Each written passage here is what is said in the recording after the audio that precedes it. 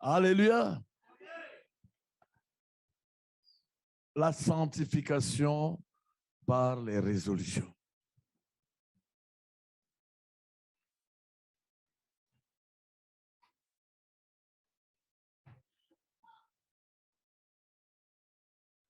Le péché doit être abandonné.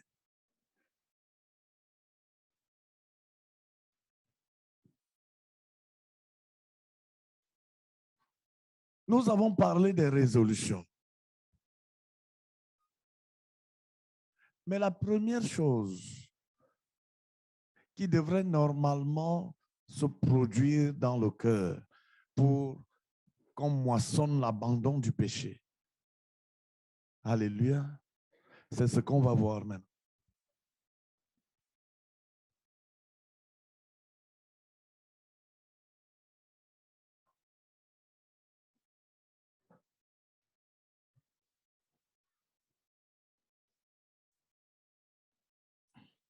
Amen.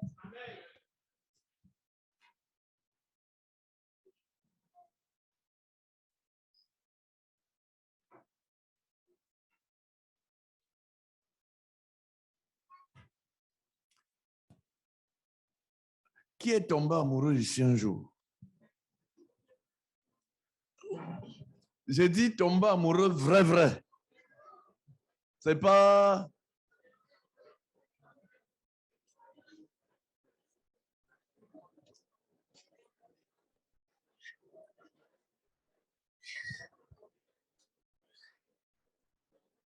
Toi, tu n'es même pas sûr. Tu réfléchis pour voir. Ah, tu avais levé la main.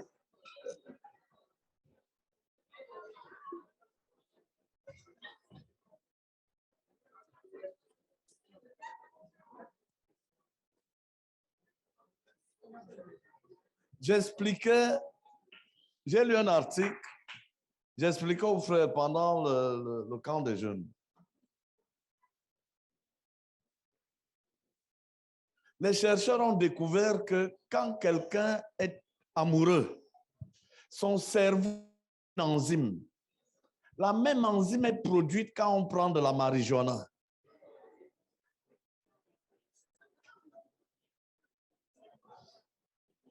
C'est-à-dire que quand tu es vraiment amoureux, tu es dans un état second.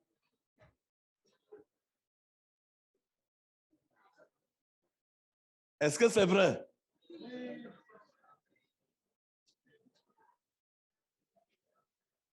Il n'y a même rien que la personne que tu aimes puisse te faire qui va t'énerver.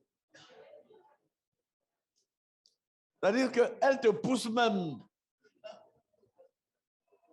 Elle peut même te taper, tu prends ça pour une caresse.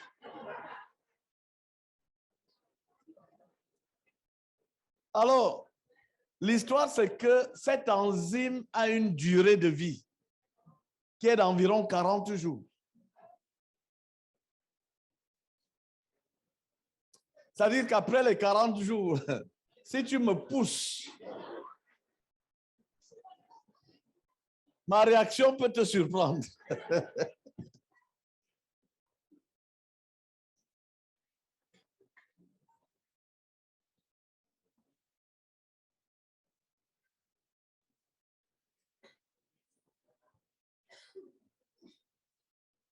C'est-à-dire que normalement, pour que cette enzyme soit maintenue, il faut tomber amoureux à peu près tous les 40 jours. Alléluia.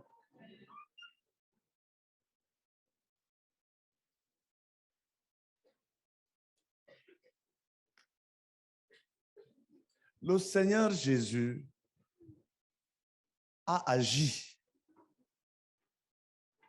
Alléluia. Alléluia. Il y a 4 occurrences du mot amour dans la Bible qui sont représentées par des termes grecs. Il y a l'amour philéo. C'est de là que vient filial, c'est-à-dire l'amour des membres d'une même famille. Alléluia. Pas de l'amour filial. Il y a l'amour éros. C'est l'amour qui a trait à la sexualité. Il y a l'amour agapé. C'est l'amour qui n'est ni filial, ni sexuel, mais qui est profond. C'est l'amour qu'on trouve entre deux amis, deux vrais amis. On dit que Jonathan aimait David comme son âme. C'était un amour agapé.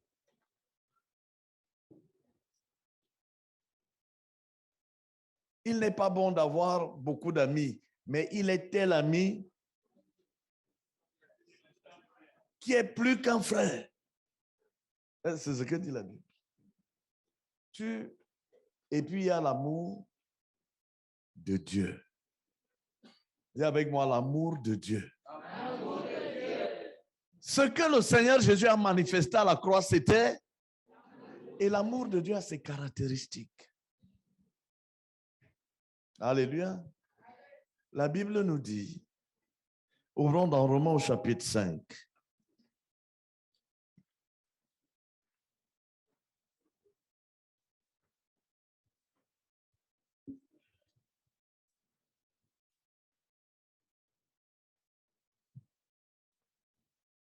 Est-ce que vous me suivez?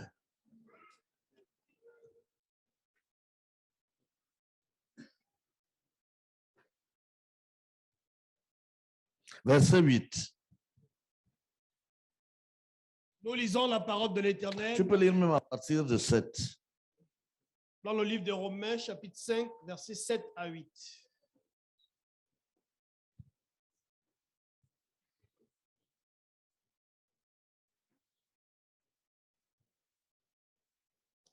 Version Louis II.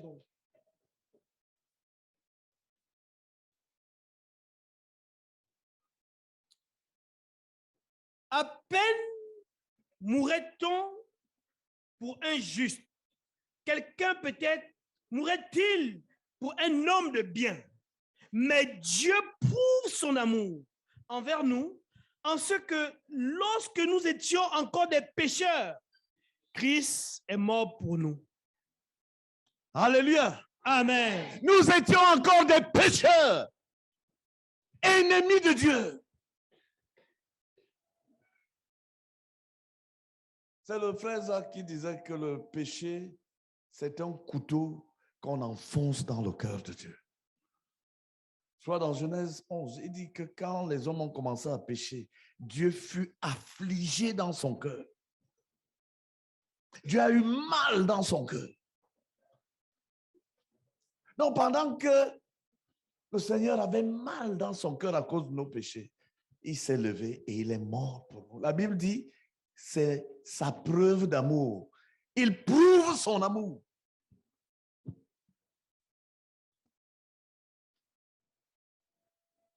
Alléluia. Dieu prouve son amour. Il nous a prouvé son amour. Il nous a prouvé son amour. Il n'a pas attendu que tu te repentes de tes péchés. Il n'a pas attendu que tu viennes lui demander pardon. Il a pris les devants. Donnant sa vie.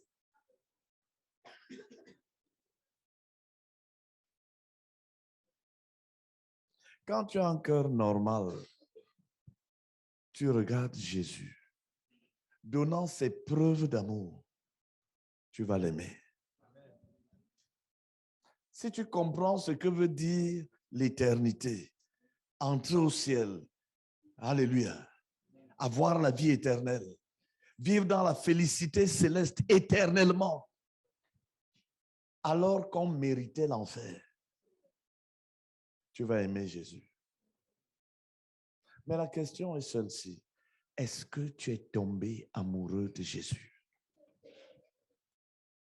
Beaucoup de gens sont dans l'église. Ce qui les a amenés là, c'est la peur d'aller en enfer.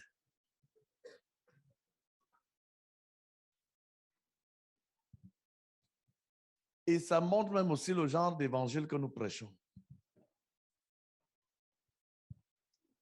Si les gens viennent à Jésus parce qu'ils ont peur de l'enfer, ils ont mal cru. La peur ne peut pas maintenir les gens, ne peut pas garder les gens dans le Seigneur. C'est l'amour qui les garde.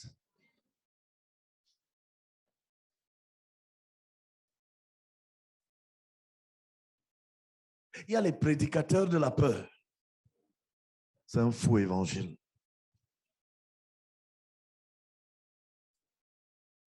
Nous allons raconter l'histoire de l'amour extraordinaire de Dieu, de Jésus-Christ, donnant sa vie pour les pécheurs.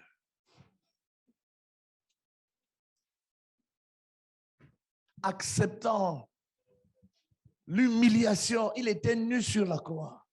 Lui, le Fils de Dieu et Dieu. Sur la plus haute montagne, j'étais à Jérusalem, j'étais à Golgotha, la plus haute montagne, des montagnes qui entourent Jérusalem, pour qu'il soit vu de tous. C'est pour ça que quand quelqu'un a honte de Jésus, je ne sais même pas comment Jésus doit le regarder. Il n'a pas eu honte de toi. Dis-le à ton voisin, il n'a pas eu honte de toi. Sur la plus haute montagne, il était là nu, lui le Fils de Dieu et Dieu, juste pour te sauver, pour que tu n'ailles pas en enfer.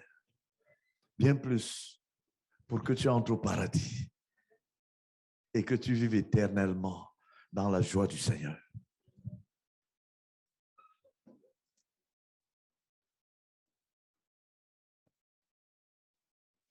Quel est le type d'évangile que tu as entendu? Il y en a qui sont dans l'église pour être sauvés de l'enfer. On leur a prêché, tu vas aller dans le lac de feu. C'est vrai, c'est un évangile.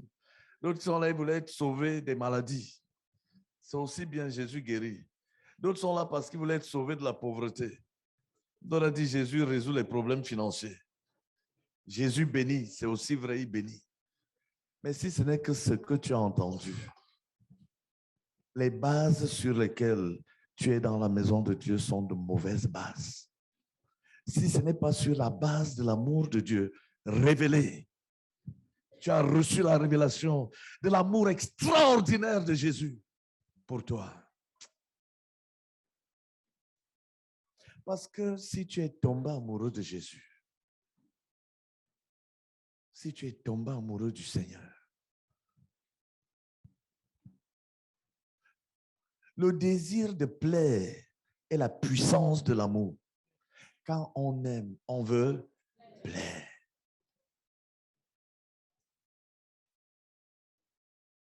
L'obéissance devient facile. Abandonner.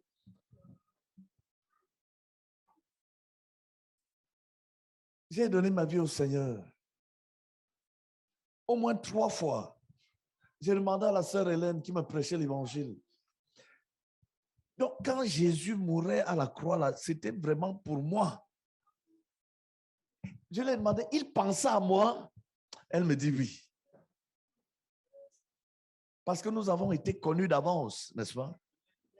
Il dit, ceux qu'il a connus d'avance, Romains 8, 29, il les a prédestinés. Donc, connus d'avance. Il y a la préconnaissance qui vient avant la prédestination. Dieu te connaît d'avance. Et à partir de la connaissance qu'il a de toi, il te prédestine. Alléluia. Donc, la prédestination chrétienne n'est pas aveugle. Elle est fondée sur la préconnaissance. Ceux qu'il a connus d'avance, il les a prédestinés. Donc, il m'a connu pécheur. Parce que j'avais tellement péché. Je lui disais, mais tu ne sais pas comment j'ai péché. Il est prêt à me pardonner, à effacer.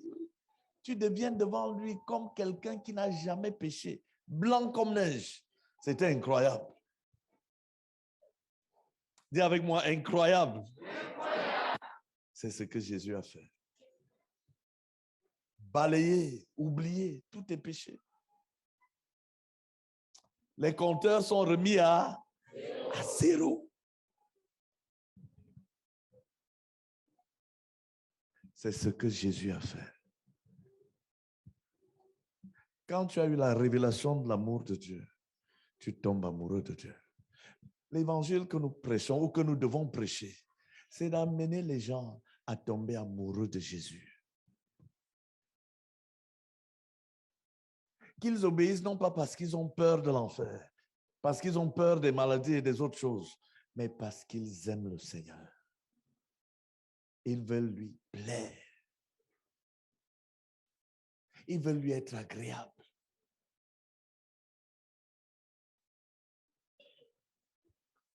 Dis avec moi, Dieu prouve son amour. Prouve. Quand il s'agit de l'amour, ce n'est pas les paroles, il faut des preuves. Des preuves. Disais au frère à Grenoble, il y a des mariés là. Il dit à sa femme, je t'aime, je t'aime. Où sont les preuves? Où sont les preuves? Il est attendu d'un mari qui aime sa femme. Et le diable a renversé les choses. La plupart des hommes attendent d'être aimés. Il est attendu de la femme qu'elle soit soumise à son mari. Une femme ne doit pas l'amour à son mari, elle lui doit la soumission.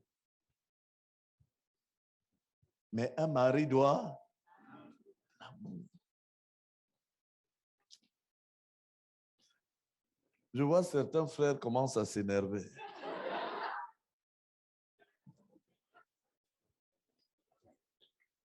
Je laisse ça. Je veux qu'on reste des amis.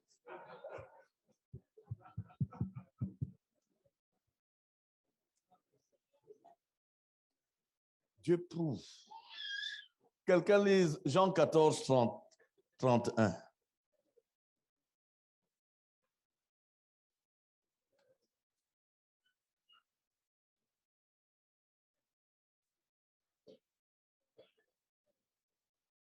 Nous lisons la parole de l'Éternel dans le livre de Jean, chapitre 14, verset 31.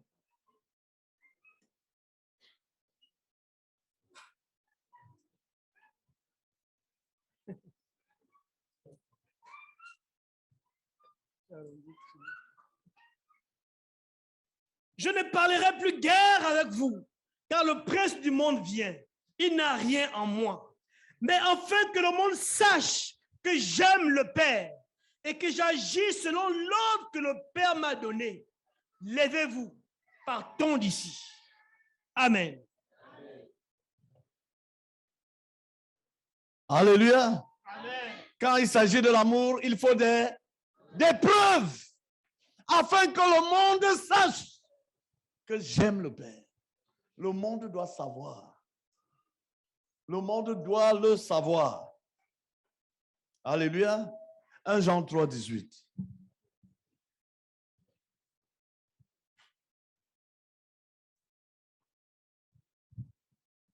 Nous lisons la parole de Dieu dans le livre de premier épître de Jean, chapitre 3, le verset 18. Petit enfant, n'aimons pas en parole et avec la langue, mais en action et avec vérité. Amen. Quand il s'agit de l'amour, ce n'est pas les paroles. Je t'aime, je t'aime, je t'aime, je t'aime, je t'aime. Je t'aime, oh, je t'aime, oh. Bon, arrête tes chansons. Maintenant, donne les preuves. Où sont les actes? J'ai demandé aux anciens à Bamako. Chacun doit apporter 7 preuves qu'il aime son épouse.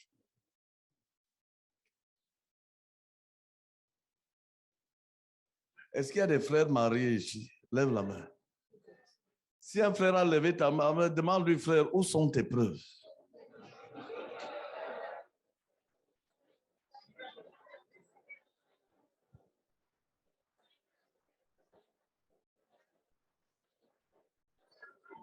Où sont tes preuves? Alléluia. Quand il s'agit de l'amour, il faut des preuves. Ce n'est plus la bouche, ce n'est pas en parole, c'est en action et avec vérité.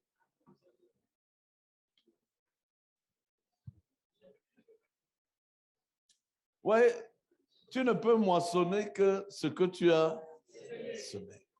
Quand un homme n'a pas semé les preuves d'amour, tu n'es pas en droit de t'attendre à la soumission d'une femme. Où sont les preuves? Futur marié, prépare tes preuves.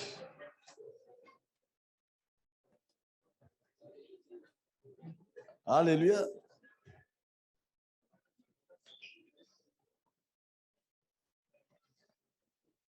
Il y a trop de célibataires ici. Sinon, j'allais vous donner mes preuves.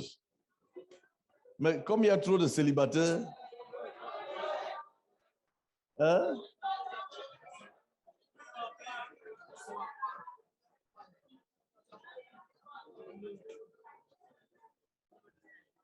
Mon épouse ne m'a jamais demandé de voiture. C'était mon initiative.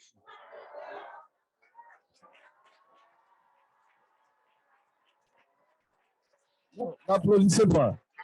N'applaudissez pas, n'applaudissez pas. L'histoire n'est pas finie.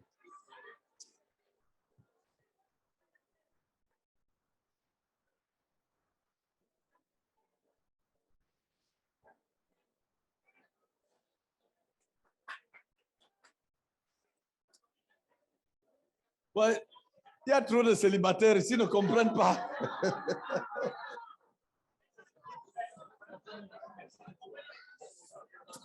Non, ils ne comprennent pas.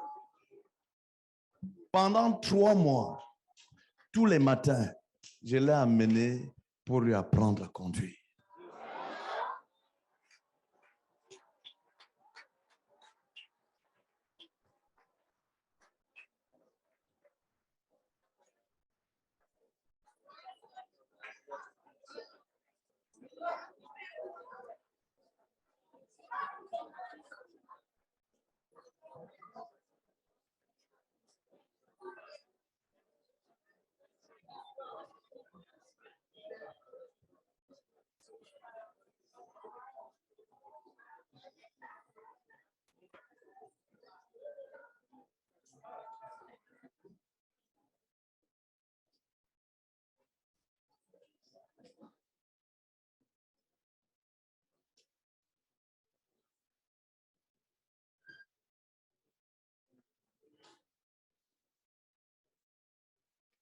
Pendant que mon beau-père était vivant, chaque mois, je lui ai fait une enveloppe pour lui dire merci pour la merveille qu'il m'a donnée.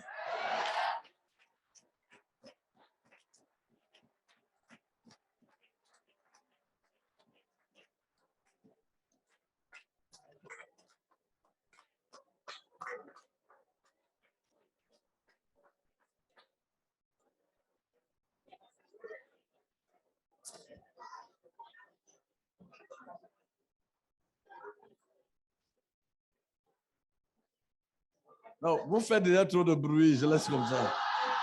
Non, non, non. Hey, les célibataires.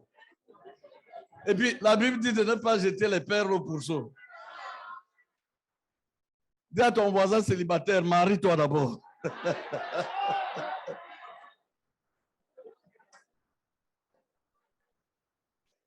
Tu es marié? Eh, frère.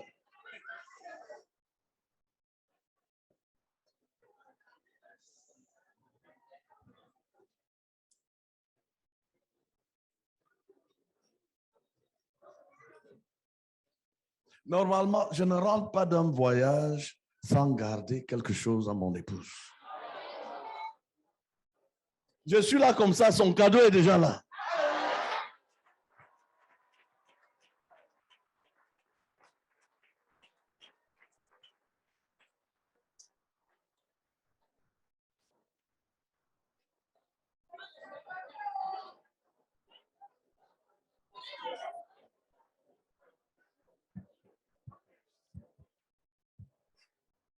Non.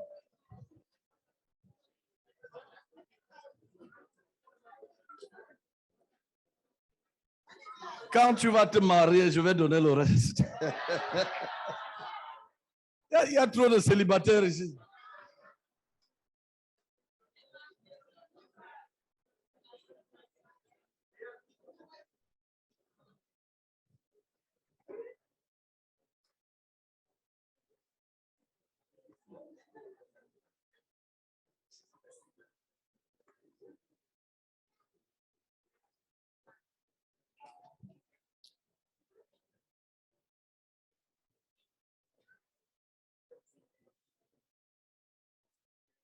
Quand il s'agit de l'amour, il faut des preuves.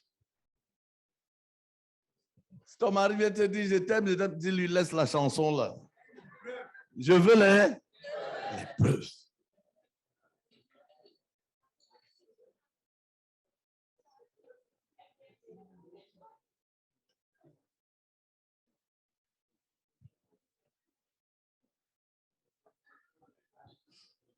Il y a des gens qui chantent, j'aime, oui, j'aime Jésus. Oui, j'aime Jésus.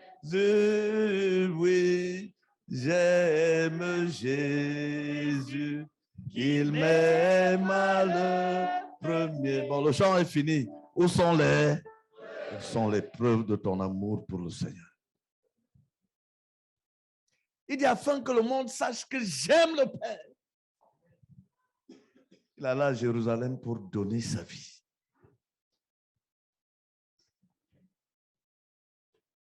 Où sont tes preuves que tu aimes le Seigneur?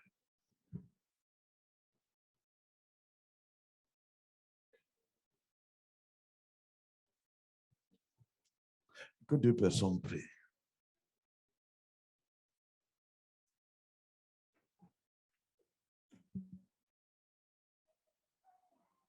Alléluia.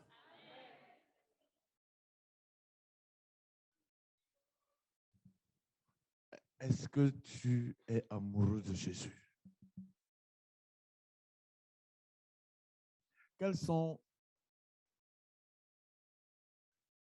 Quel est l'évangile que tu as entendu?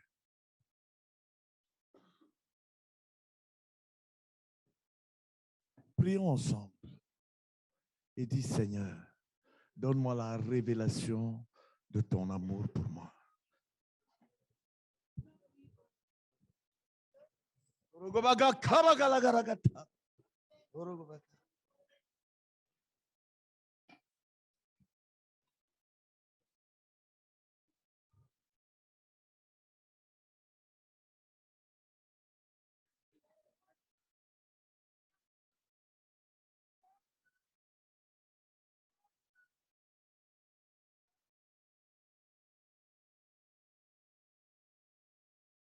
Au nom de Jésus.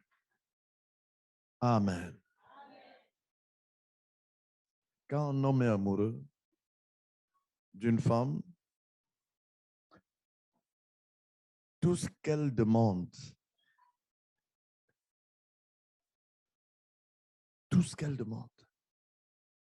et qu'il est capable de lui offrir, est-ce qu'il va se retenir?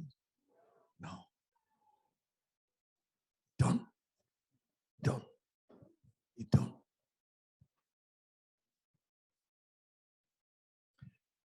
Jésus a prouvé son amour en donnant sa vie pour nous. Alléluia.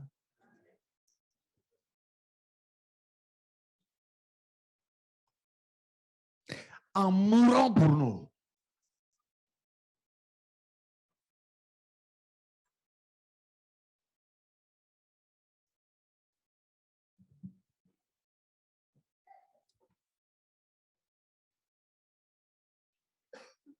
Ceux qui aiment Jésus lui ont donné leur vie.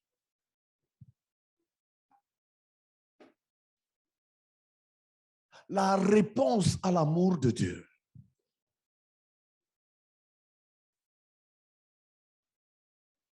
Premier acte de réponse à l'amour de Dieu. Seigneur, tu es mort pour moi. Tu m'as donné ta vie. Je te donne la mienne. Tu as commencé à répondre à l'amour de Dieu.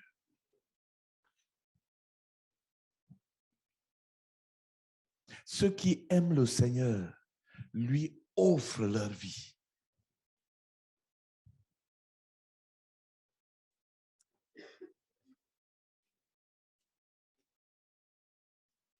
La Bible appelle cela le raisonnable.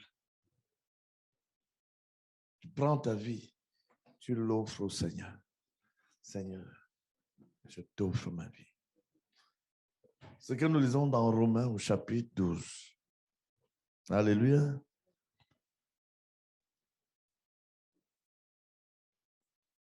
À partir du premier verset. Non, le premier verset. Nous lisons la parole de l'Éternel dans le livre de Romains, chapitre 12, verset 1. Je vous exhorte donc, frères, par les compassions de Dieu, à offrir vos corps comme un sacrifice vivant, saint, agréable à Dieu, ce qui sera de votre part un culte raisonnable. Amen.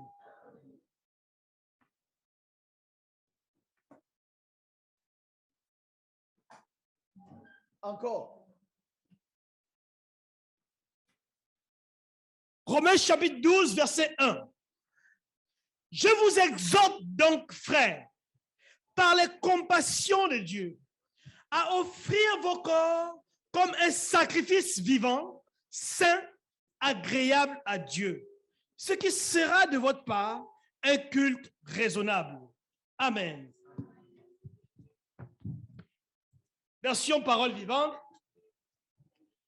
Je vous demande donc, frères, à cause de la bonté que Dieu vous a témoignée, de lui consacrer votre être tout entier, que votre corps, vos forces et toutes vos facultés soient mises à sa disposition comme une offrande vivante, sainte et qui plaise à Dieu. C'est là le culte spirituel qui a un sens, un culte logique, conforme à ce que la raison vous demande.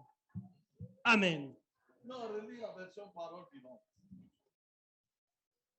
Je vous demande donc, frères, à cause de la bonté que Dieu vous a témoignée, de lui consacrer Alléluia. votre être. Arrête-toi d'abord. La bonté de Dieu.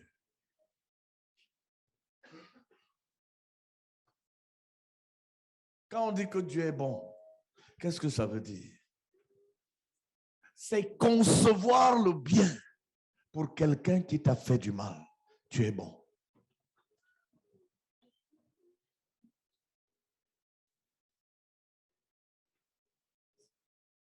À cause de sa bonté, la réponse qui est correcte, qui est juste, qui est raisonnable, alléluia, c'est que tu lui offres ta vie. Lis. De lui consacrer votre être tout entier. Alléluia. Ton être tout entier. Entier. Est-ce que tu as consacré ton être tout entier au Seigneur? C'est la réponse du pécheur à la bonté de Dieu.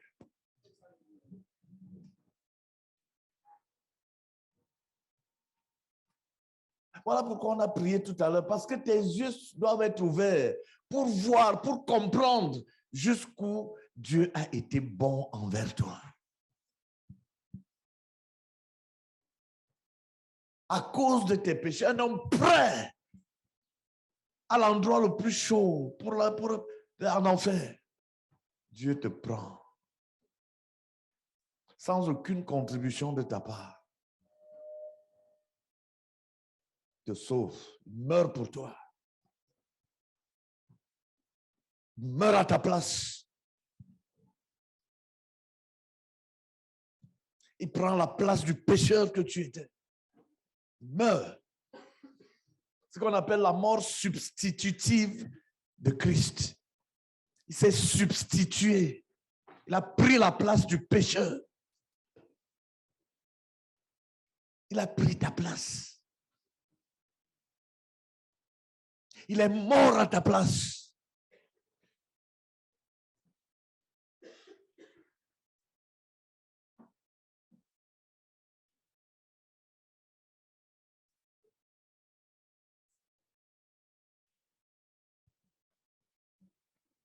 Il a semé.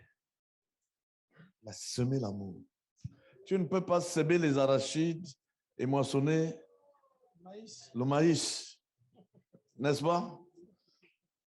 On sème l'amour Il a semé l'amour afin de moissonner l'amour. Et ta preuve d'amour, c'est quoi? Tu lui donnes ton être tout entier. Dis Seigneur, voilà. Dans un acte conscient, il appelle ça le culte raisonnable.